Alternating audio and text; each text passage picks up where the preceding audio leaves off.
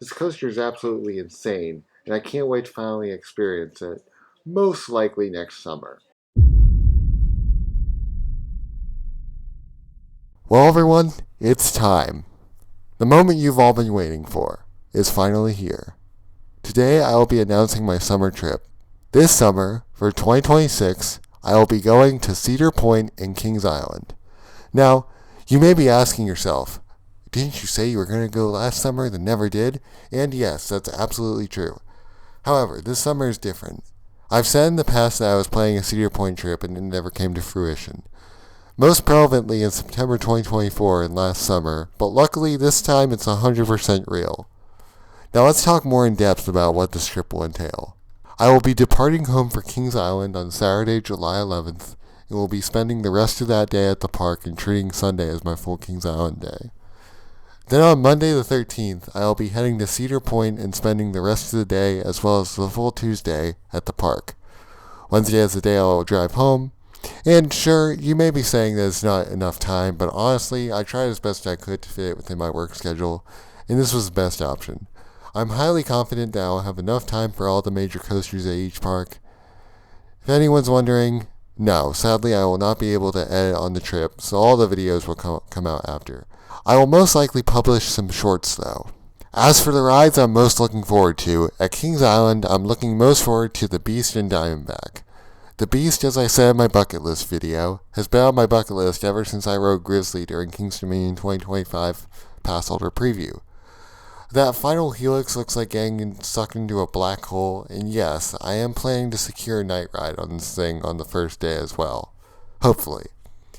Diamondback looks like a great B&M Hyper, and I wonder how it will compare to Thunderstriker. Those are the two main rides I'm looking forward to the most. Obviously, Orion and Mystic Timbers will most likely be very good as well, but I'm not as excited for those, to be honest. I've never really been blown away by a GCI, and with 80 Fury rides, I just don't know what to feel about Orion. I don't know if it's going to impress me or not, whatever. My thoughts are likely to change once I ride them, so stay tuned. As for Cedar Point, the three rides I'm going to throw out there are Maverick, Top Thrill 2, and of course Steel Vengeance. So, Maverick basically looks like I-305 if it has super punchy launch midway through. The snaps look incredible, the 95-degree drop looks lethal, and the aforementioned launch right into the sharp bank turn looks like it will probably be the best launch I've ever done. My current favorite launch being Flight of Fear. Moving on to Top Thrill 2, this thing looks absolutely insane. The 420-foot spike looks like it will be an insane moment, and going backwards at 100 miles per hour sounds like pure bliss. Unlike Pantheon, I will make sure to give myself plenty of airtime room this time. Because, last time on Pantheon I was stapled, and that's another, spike coaster, and I didn't really get much airtime on the spike, but whatever, I was stapled. It is what it is. I'll get a re-ride eventually. But anyway. And finally, Steel Vengeance, the ride that has been on my bucket list ever since I became an enthusiast. RMCs are always great rides, and I can't wait to get on this. That being said, I'm going to make sure to set my expectations right. I don't want to go in thinking it'll be the greatest coaster ever built and be disappointed. Although I'm still expecting it to be a good ride. I'm just not expecting it to be the greatest coaster ever built. However, maybe it will surprise me. I don't know. Aside from those three, I'm of course still very much looking forward to Magnum XL 200, Millennium Force, and Siren's Curse. Magnum XL 200 is an aero, as we all know, and I love aero coasters, such as Loch Ness Monster and Carolina Cyclone. This thing looks like it has some of the craziest RMC level airtime imaginable. Also, supposedly, since it's such high capacity, it never gets a line, so I'll definitely be marathoning this a lot. Millennium Force has been on my bucket list since I was 10, and while I'm not expecting it to be the best Giga, it'll still probably be very fun, and if I had to guess, better than Orion.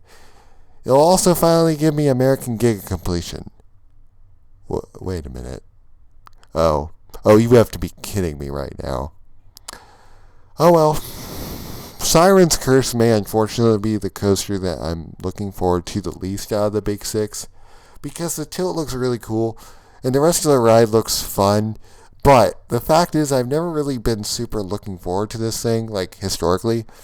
Like I said before, Millennium has been on my bucket list for years, same with Steel Vengeance, Maverick looks like I-305 with a super fast launch, and Magnum looks like it has some insane ejector airtime and is an Arrow. And of course, Top Thrill 2 is Top Thrill 2. You know, I made that whole video where I was talking about how the reliability and how it's never going to reopen, but whatever. That was like when I said that I was going, quote unquote, going in September, but yeah. Anyway, that's not to say I'm not excited for Siren's Curse. It looks like a cool ride, and I'm excited to finally do my first modern Vekoma. As for the rides I'm not as excited for, at Kings Island, I'll be honest, Invertigo looks like a torture device. I've heard it's not terrible, but I'm not looking forward to it and will only ride it if it has a short line. Now for Cedar Point, the two rides that look the least interesting to me, honestly, are Rougarou and Valraven.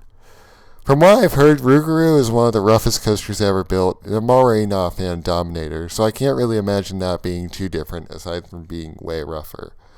As for Valraven, it's a dive coaster with vests. Neither of those are very good. If I really wanted to ride a coaster that holds me over a 90-degree drop, I'd just go ride Siren's Curse. Plus, being crushed by a V&M vest while going down drops that may or may not give that much airtime just doesn't sound that fun to me, and I will very likely skip it if the line is over 15 minutes. Again, if I wanted to ride a ride like this, I would just go Siren's Curse instead. Anyway, to wrap this all up, I can't wait for this trip. As of recording, it is 4th of July, happy 250 everyone, and I'm 1 week away from going to Kings Island. That's wild to think about. You know already, but I've literally wanted to go to these two parks, more so Cedar Point, for at least 8 years. Ever since I first went to Carowinds, I wanted to go to Cedar Point specifically. I mean, for crying out loud, even when I was still scared of coasters, I wanted to go to Cedar Point. That would have been very, very interesting. If you enjoyed this video, please like, subscribe, share, and comment your thoughts on my upcoming trip. Have a great 4th of July, and I'll see you all on the other side. Goodbye.